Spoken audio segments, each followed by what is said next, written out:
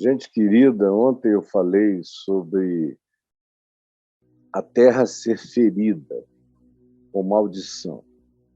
E deu para perceber que eu parei rápido, porque o tempo estava correndo, eu queria dar tempo para perguntas e respostas. Hoje também o meu tempo está curto.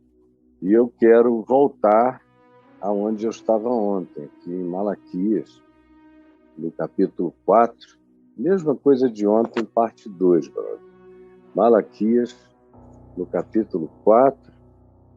Eu quero outra vez ler a você enquanto o Braulio recupera as informações do dia de ontem. Mesmo tudo, só que é parte 2.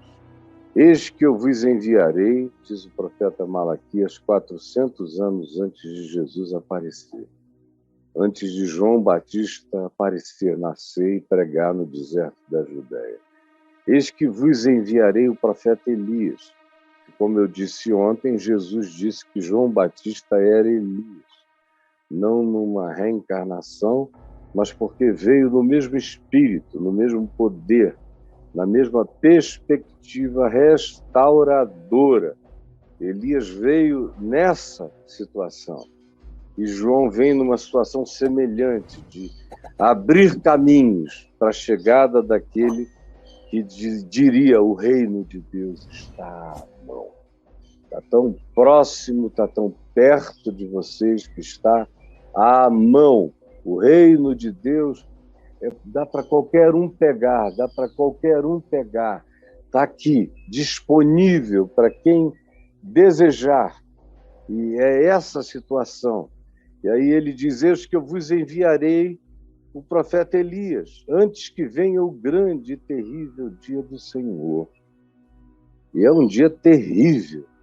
O dia ao qual se alude é ao dia da manifestação de Deus entre os homens, o que quem crê que Jesus é o Messias, de fato, olha para o evento e o advento da manifestação de Jesus como sendo algo que tem a ver com essa profecia. E essa profecia diz que esse dia do Senhor seria um dia horrível, seria um dia terrível. Aí a gente fica se perguntando por que é um dia tão terrível esse dia do Senhor. Aí a gente vê que quando Jesus nasce é uma calamidade de tudo que é lado. É Herodes o Grande querendo matá-lo, são crianças inocentes que são massacradas, é uma familhinha que tem que fugir para o Egito, José, Maria e o menino. Voltam anos depois, vão se refugiar num lugar onde não houvesse muito comentário sobre nada, na pequena cidade de Nazaré, e aonde ele se manifesta depois e ao voltar lá é rejeitado. Mas quando pequeno é levado ao templo, e o que se diz no templo? É interessante o que se diz no templo. Um homem chamado Simeão, que era uma espécie de profeta, ele olha para Jesus e ele diz: Senhor, agora despede em paz o teu servo, porque os meus olhos já viram a tua salvação. E ele vira-se e fala com Maria, a mãe do menino, dizendo: olha, deixa eu te dizer, prepare-te, porque esse menino está destinado tanto para o levantamento de muitos em Israel, como também está destinado para o esmagamento de muitos, porque ninguém vai conseguir ficar sem se manifestar na presença dele. Ele vai, pela sua própria realidade e presença, exorcizar as manifestações demoníacas dos corações humanos, tanto quanto ele vai revelar a bondade, a sinceridade de muitos seres humanos que ninguém imaginaria que, olhando-se para dentro do coração, seriam pessoas em relação aos quais Deus se agradaria muito mais. É por isso que os religiosos são esmagados pela palavra de Jesus. Ai de vós, hipócritas! E o que todo mundo pensava que eram os reis do exemplo, Jesus mostra como os pais da hipocrisia. Ele chega a chamá-los de filhos do diabo, gente cheia de todo engano, mentira, espírito de ódio, de homicídio, de raiva, de fake news, mas religiosíssimos. Torciam de maneira fanática pela sua igreja, pela sua denominação, pela sua seita. Fossem os fariseus, fossem os saduceus, fossem os zelotes, ou fossem os alienados, distantes, essênios, a cada um agarrado às suas seitas, sem querer enxergar nada. Todo mundo com a cabeça no buraco.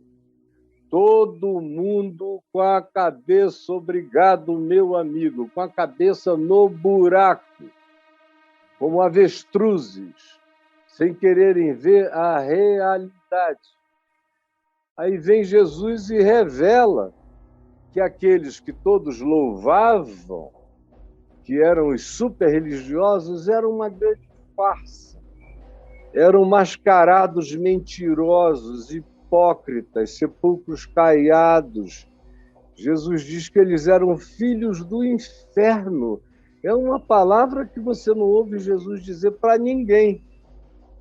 Ele encontra com os pecadores, com as prostitutas, as meretrizes, as garotas de programa, as adúlteras culpadas, os adúlteros culpados, os publicanos cobradores de impostos para os romanos, que eram repudiados por todos, abominados por todos, e os trata com carinho, candura, meiguice, bom humor, aceita os seus convites, vai para os seus banquetes, participa das suas festas, come e bebe com eles, não raramente, mas com determinada frequência. Com determinada frequência, Jesus entra na casa deles e é chamado de amigo de pecadores, amigo de meretrizes, de publicanos e pecadores. E alegavam, como eu disse ontem, que isso acontecia porque ele era um herege, ele era um potencial suicida, um louco, era um samaritano endemoninhado, era o que a religião, era o que a igreja, a sinagoga dizia dele, Jesus, sendo ele como ele era, do jeito que os evangelhos dizem que ele é, ou seja, insuportável para o espírito religioso. O que o evangelho nos mostra é que Jesus é completamente acolhível pelos pecadores do mundo. Os pecadores se encantam, se internecem, se apaixonam, se aproximam, dizem, meu Deus, como é que eu não soube dele antes? Era isso que eu buscava, era isso que eu queria, eu nunca encontrava, porque o que me diziam que Deus era, sinceramente, eu preferia o inferno ao céu do Deus dos religiosos. Mas se eu soubesse que Deus era assim, meigo, misericordioso, acolhedor, tão humano que chega a ser divino, tão divino que é completamente humano, soubéssemos que era assim, nós teríamos querido esse modo de vida. E foi esse modo de vida que a maioria deles foi escolhendo. E os discípulos de Jesus, praticamente todos eles eram constituídos por pessoas que a religião rejeitaria. tanto os homens quanto as mulheres, porque na manifestação do dia do Senhor, como está dito aqui, nesse grande dia do Senhor, esse seria também um dia terrível, terrível.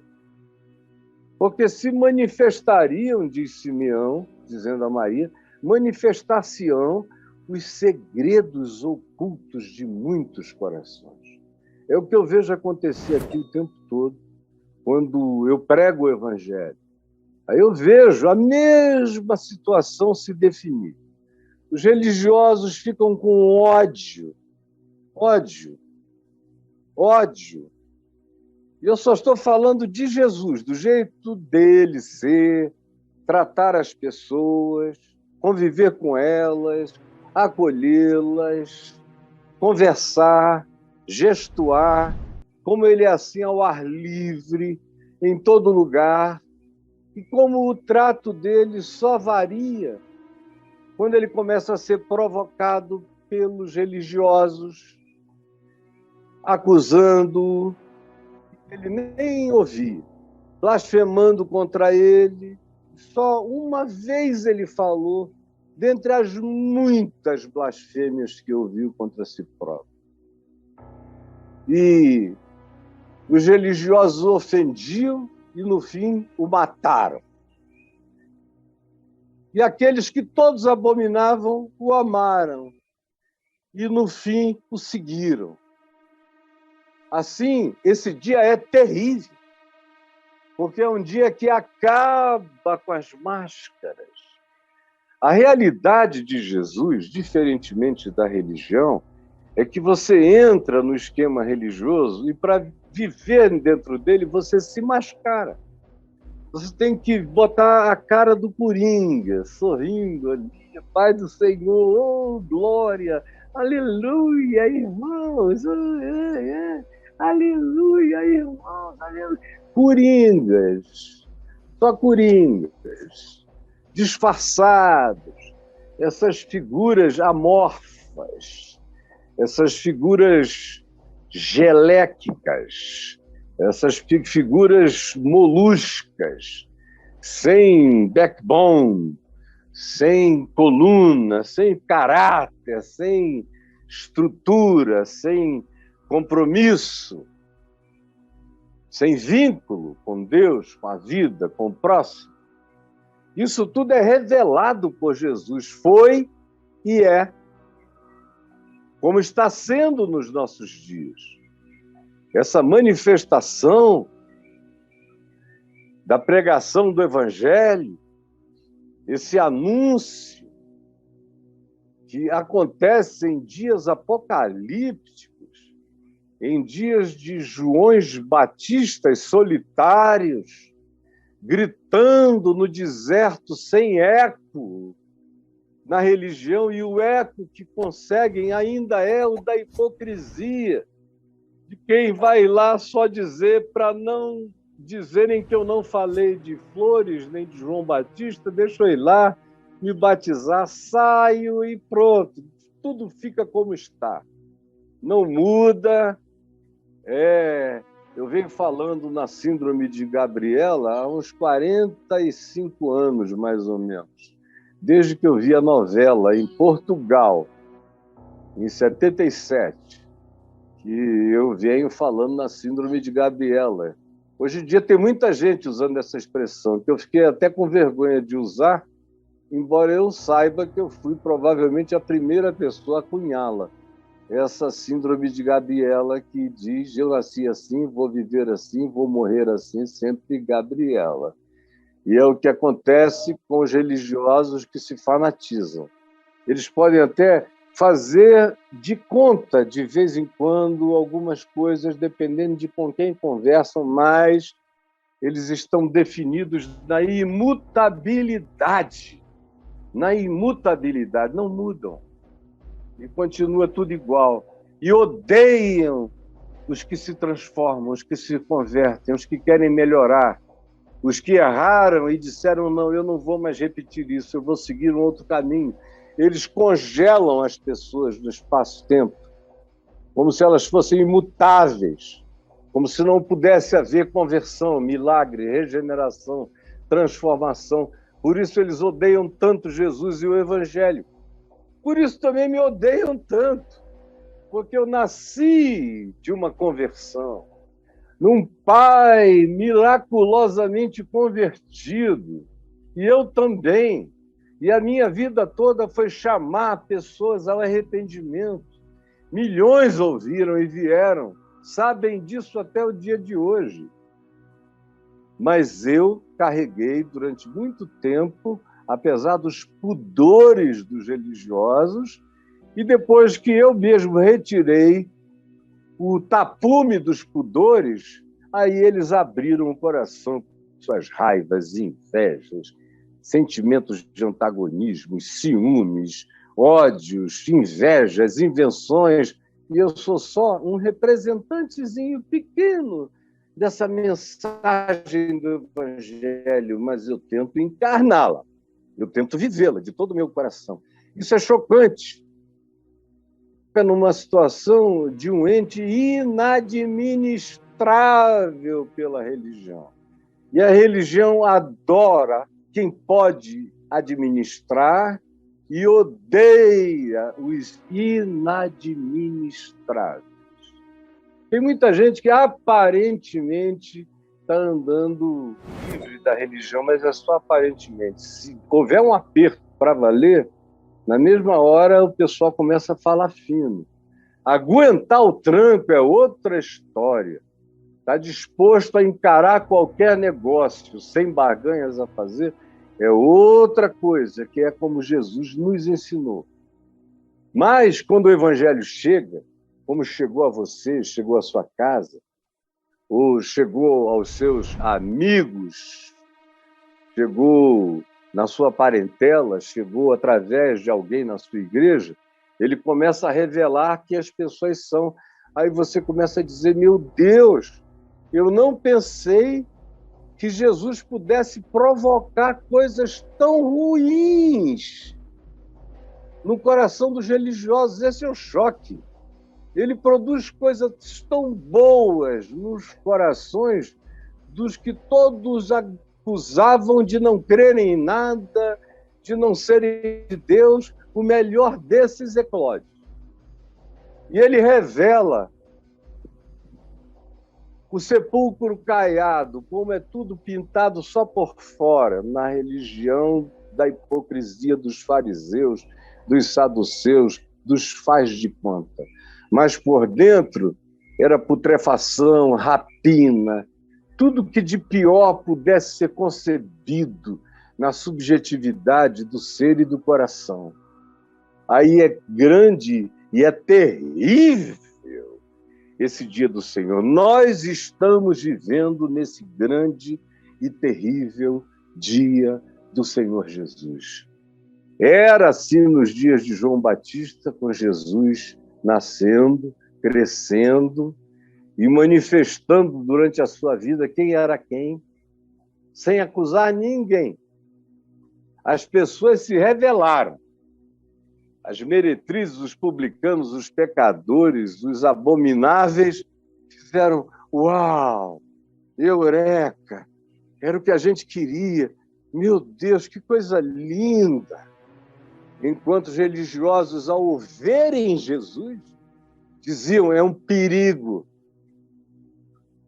relativiza as nossas instituições, tira a importância do templo, tira o significado imprescindível da função sacerdotal, acaba com os cultos e os sacrifícios como sendo uma necessidade do cotidiano para as pessoas poderem se relacionar com Deus. E ensina que qualquer um, em qualquer lugar, pode viver Deus em espírito, em verdade, em sinceridade. Portanto, ele é uma desconstrução de tudo aquilo do que a gente vive, do que a gente se alimenta e daquilo que nos dá poder, tanto para negociar com os romanos como para controlar o povo e ganharmos o dinheiro e os impostos que nos são pagos também. Aí aparece ele aí, propondo algo que, se for obedecido, nenhum de nós fica mais rico. Nenhum de nós vai ficar tão poderoso quanto era antes. Se esse evangelho for crido, e se o poder e o eixo do temor se desviar daquilo que a gente faz como manutenção religiosa e for levado para essa dimensão da intimidade com Deus proposta por Jesus, o nosso negócio religioso acaba, não vai ter mais jeito, vai acabar. Vocês estão me entendendo? Vai ser completamente liquidado. E aí, eu quero falar mais perto ainda com você. Deixa eu ver se eu me aproximo mais. Não, agora eu saí totalmente de quadro. Aqui. Tá bom. Então, olha aqui para mim, bem pertinho. O que eu estou dizendo é que, assim como foi nos dias de Jesus com João Batista, não é diferente dos nossos.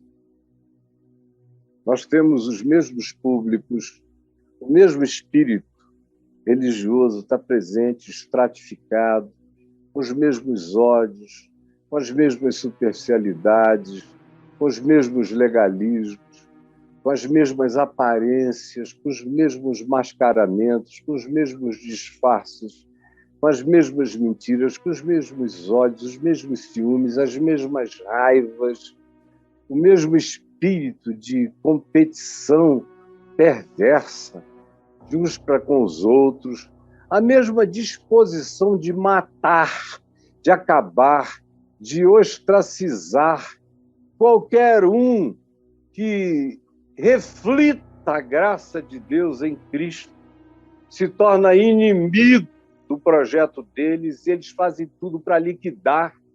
Quem eles podem calar, eles calam. Quem eles não podem, eles fazem tudo para ostracizar. Mas há ecos que gritam do deserto e que não são controláveis, são audíveis e são imutáveis nas verdades que anunciam, que propagam e que chegam aí onde você está, como estão chegando agora. No entanto, ontem eu disse que a minha ênfase é que, onde não há conversão dos pais aos filhos, o que vem é a maldição sobre a terra. Mas eu não tive tempo de expandir, porque só existe conversão de pais aos filhos e conversão de filhos aos pais, tanto no contexto de Malaquias, que projeta para diante a vinda do Messias, antes dele, de Elias, como em Lucas 1,17, quando se louva a chegada do Messias. Já se tinha bem dito a chegada do Elias, do João Batista, e agora se está bem dizendo a chegada do Messias, de Jesus. E, ao se anunciar isso, se fala dessa inversão de polos e de revelações, como o secreto vai encontrar recolocações, ressignificações diante dos sentidos históricos e das manifestações históricas. Agora, você veja que tudo isso é provocado pela presença do Evangelho. É a presença do Evangelho que mostra, que revela quem é quem. É também a presença do Evangelho que pode converter pais aos filhos e filhos aos pais. Mas é na ausência de Evangelho é que pais e filhos não se reconciliam jamais.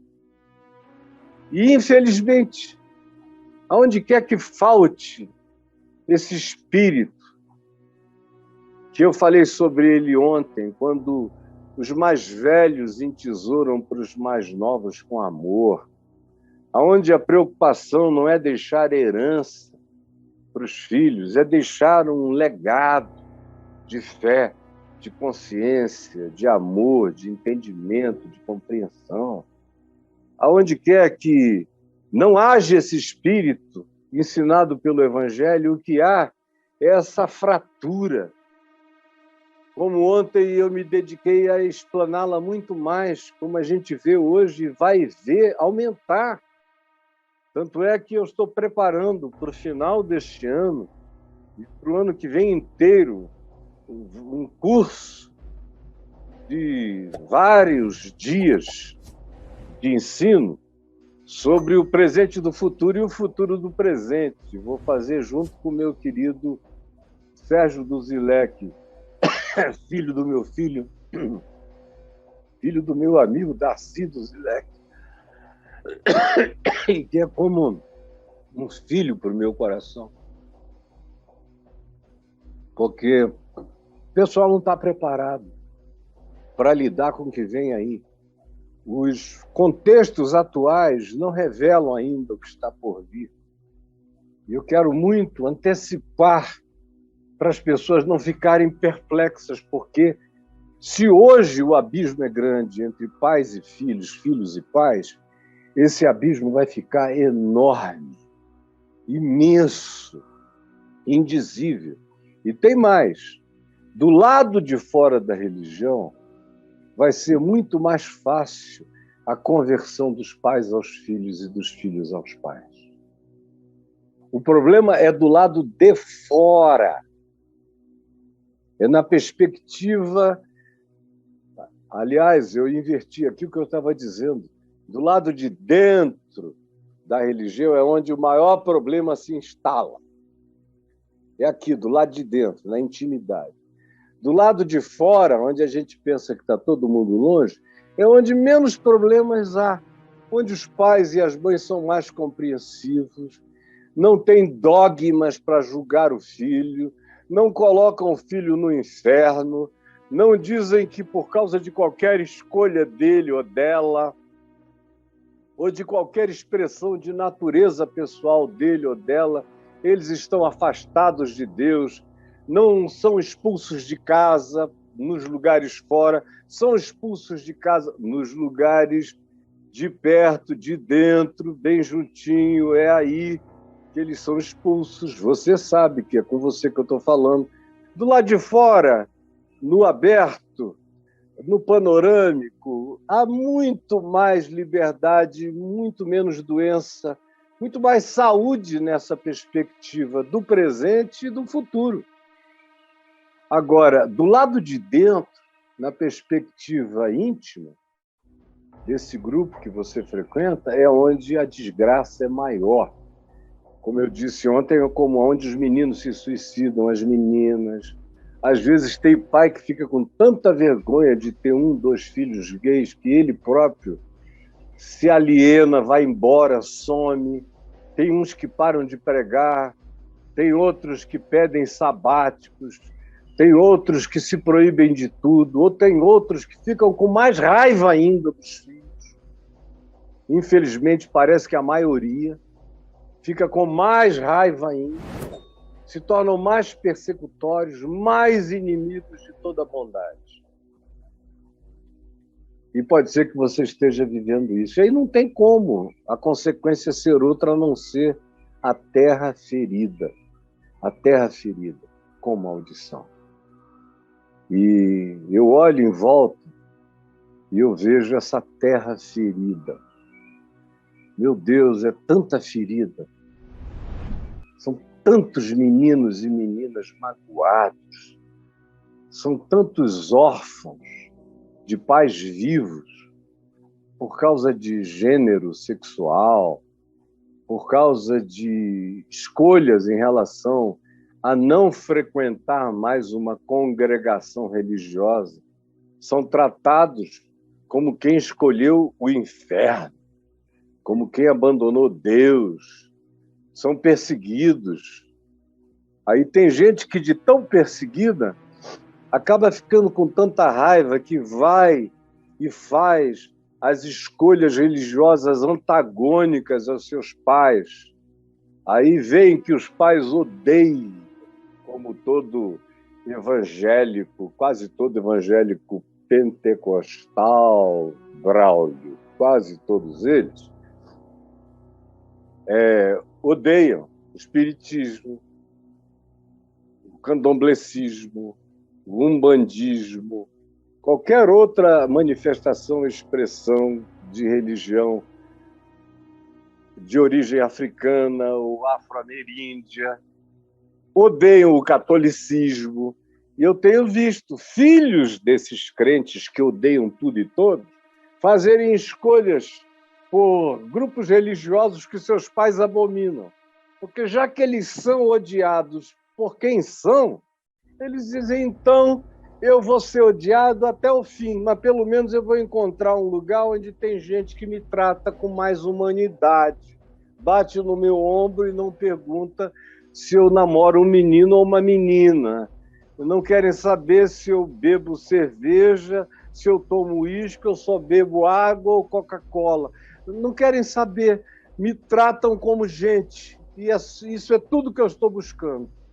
Agora, essa igreja, essa sinagoga, essa casa de fariseus, saduceus, zelotes e essênios, que a gente chama de igreja entre nós, é o lugar mais ferido de maldição que existe. Procure filhos felizes. Procure meninas contentes. Ou elas e eles se fanatizam, perdem a sensibilidade, se corrompem nas suas mentes para ficarem iguais ao comércio do bazar religioso, ou se mantiverem a integridade intelectual, mental, espiritual, psíquica, serão abandonados, enxotados e desprezados. Portanto, num lugar onde, para ficar, você tem que ser outra pessoa, tem que fingir, tem que desenvolver uma persona, já é um lugar de doença. E é um lugar de doença porque ou você vira quem você não é, ou você é rasgado e lacerado em razão de quem você é, e sai machucado e ferido.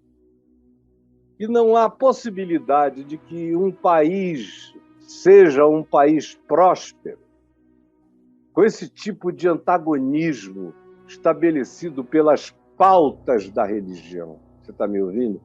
Não é possível que um país seja próspero assim, a menos que você considere prosperidade só aquela economia americana.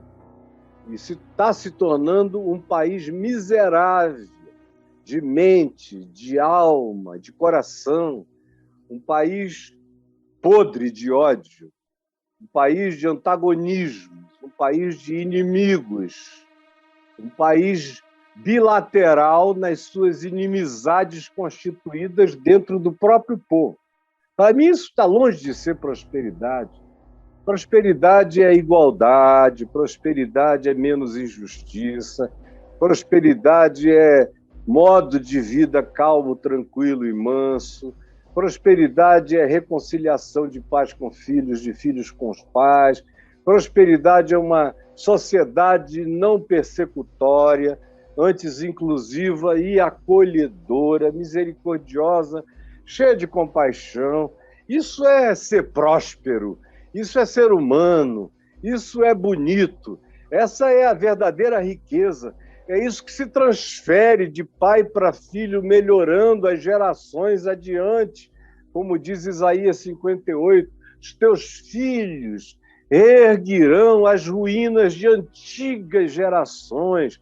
Essa é a prosperidade, é quando pais veem os filhos melhorando a eles próprios, os pais, melhorando a si mesmos os filhos e melhorando o passado, criando novas projeções de possibilidades de convívio humano. Mas na sinagoga da igreja, nada disso é possível.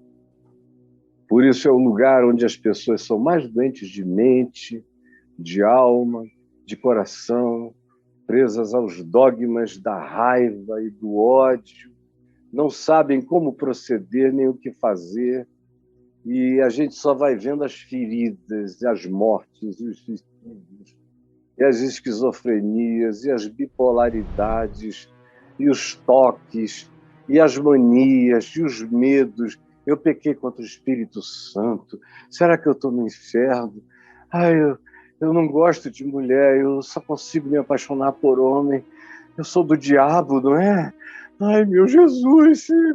É tanto desespero, é tanta aflição em nome de um Deus que é a cara do inimigo dele, Satanás, e que oprime mais do que o diabo.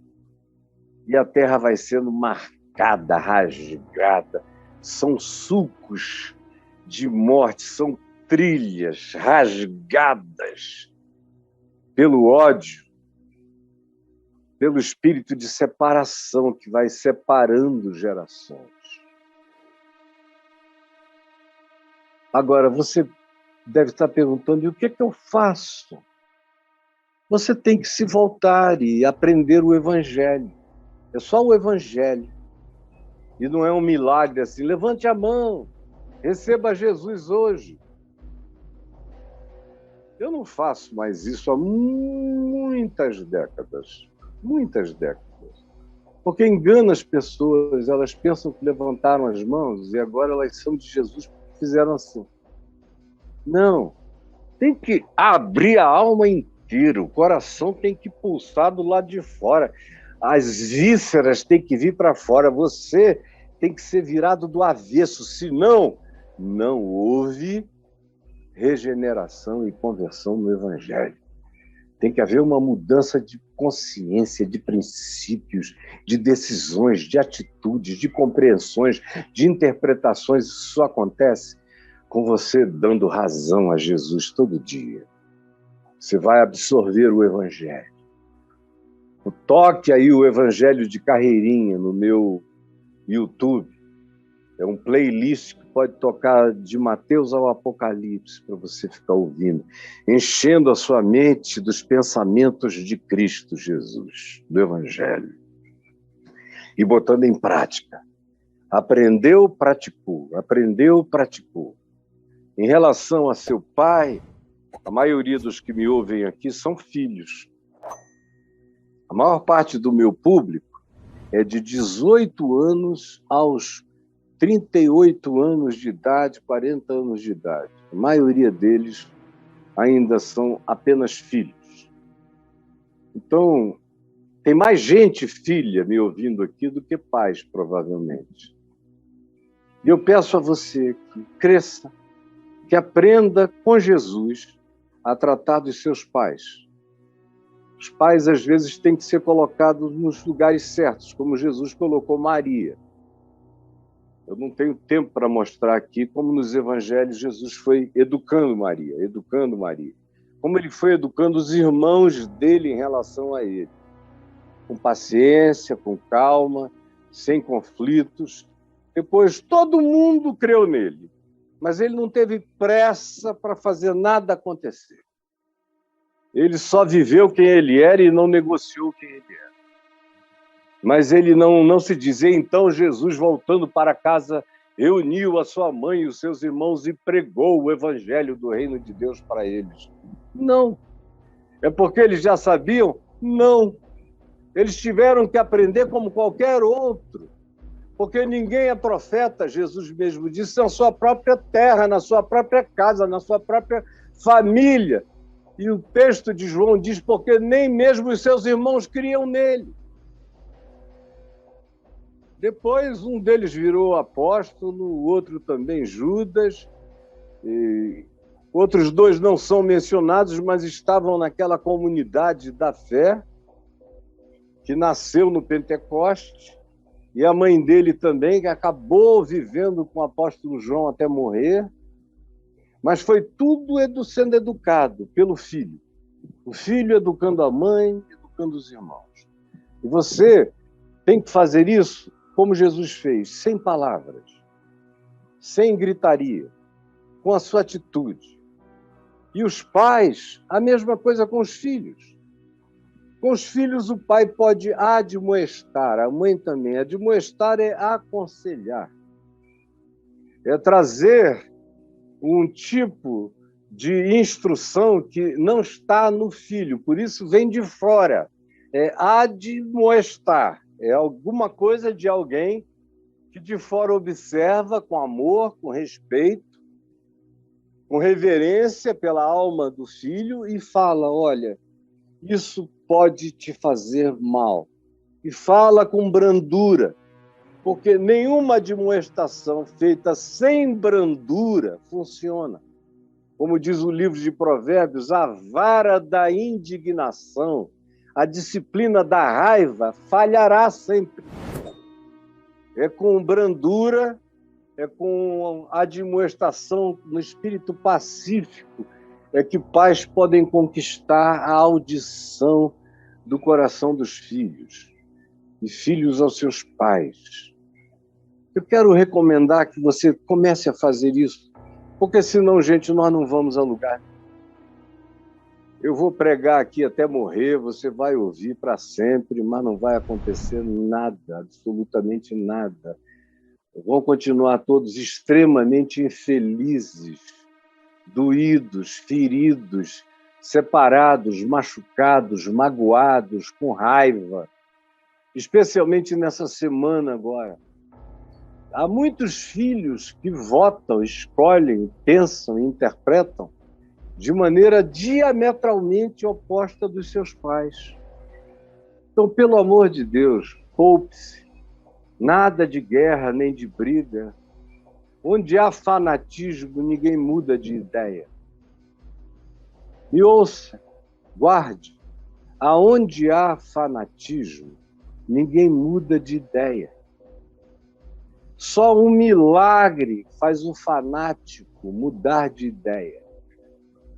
Sem milagre, nenhum fanático muda seu pensamento enraizado no dogmatismo burro. Sem milagre não existe ressurreição dos mortos, mental e intelectualmente falando.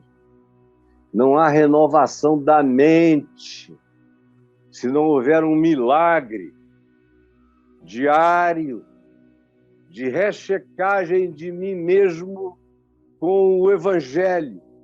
É o que me mantém renovado e crescendo, com a mente em estado permanente de reconstrução renovada, de melhoramento contínuo, andando na direção de se tornar uma mente como a de Jesus. É isso e é disso que nós precisamos se nós quisermos começar a ver a terra ser curada em volta de nós, na casa da gente, no casamento da gente, com os filhos da gente, com os pais da gente, na família extensiva da gente, nos lugares de fraternidade que a gente frequente, no trabalho, nos ambientes mais variados.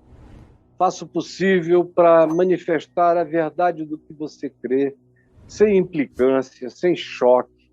Se você perceber antagonismos, silencie. Não alimente as feridas, não escave os furúnculos, não abra as cicatrizes.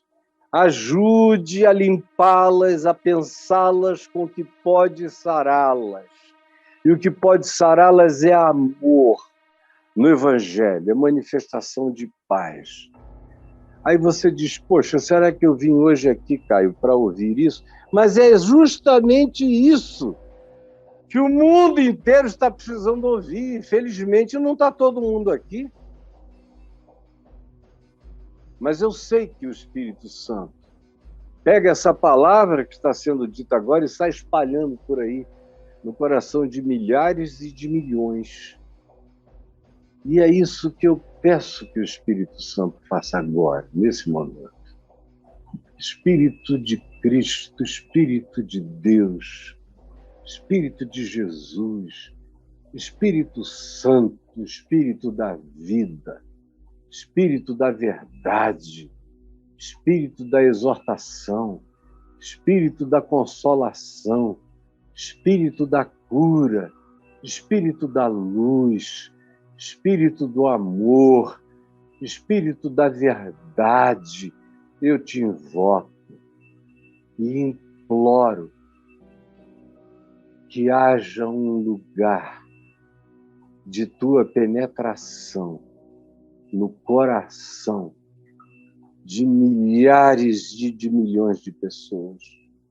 Eu estou aqui sozinho falando, mas eu não estou só, porque tu estás comigo. E tu estás entre mim e os milhares e milhões que me ouvirão nos próximos dias. Por favor, realiza milagres, se transformem em vida, em testemunho, em atitude, em sentimento, em pensamento, em interpretação, em comportamento. É o que eu te peço, em nome de Jesus. Amém, amém e amém.